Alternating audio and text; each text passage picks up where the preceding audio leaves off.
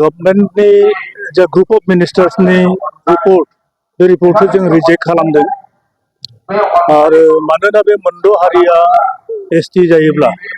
दानि थाखानाय एसटिफ्रा जोबस्रांगोन जोबोद खहा जागोन जोंहा पलिटिकेलि ससियेलि इकनमिकेलि बा एडुकेसनेलि जोङो एक्जिस्टिं ट्राइबेलफोरा गोबां खहा जागोन आरो जोबस्रांगोन जोंखौ डेस्ट्रय खालामनायनि बे मोनसे गभर्नमेन्टनि पलिसि ओंखायनो जों सिसुटुआ बेखौ मानिना लानो हायाखै जों थोंजोङैनो बेखौ रिजेक्ट खालामखादों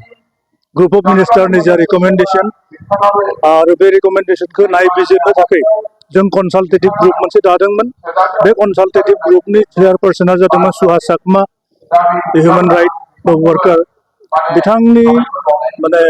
दैदेननायाव बे कनसालटेटिभ कमिटिया नायबिजिरनानै नुबाय जे बे पपुलास एन्ड एडभान्स ग्रुपफोरा एसटि स्टेटास मोनोब्ला जोंनि थाखानाय माने मोनजिब्रै कमिउनिटि आरो बे फिसा फिसा कमिउनिटि आरो जोंनि टटेल पपुलेसना जादों अनलि 45 लाख किन्तु दा बे मोनद' हारिनि पपुलेसना जादों अलमस्ट 2 कोटि बे 2 कोटि मानसिखौ जुदि दानि 45 लाखसल' मानसिनि सायाव जुदि जाबसिननानै होयो जोंनि बे एबरिजिनेल ट्राइबेलफोरा गोबां खहा जागोन ओंखायनो जों बेखौ थोंजोङैनो रिजेक्ट खालामखादों आरो जोङो अपोज खालामलांबाय थागोन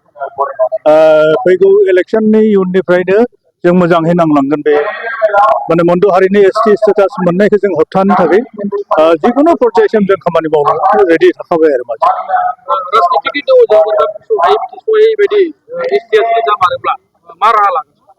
दा जोंहा मोनसे लास्ट उपाय थाहैगोन जोङो आयेननि आश्रय लागोन जोङो कर्टआव थांगोन आरो जोंनि आखायाव गोबां जोंहा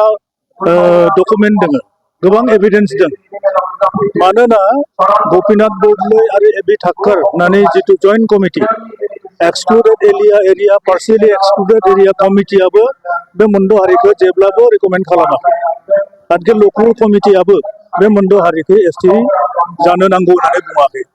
आरो आसाम सरकारनि जितु Assam State Research for Scheduled Caste and Scheduled Tribe बे इन्स्टिटिउसनाबो जेब्लायबो बिसोरखौ एसटि जानांगौ होननानै बुङाखै बरन्स अबिसि हिसाबैसो बिथांमोनखौ स्टेटास होदों आरो गासै अबिसि हिसाबै स्टेटास मोननायनि उनाव बियो एसटि जानो हाया बे आनकनस्टिटिउसनेल जायो ओंखायनो जोङो जुदि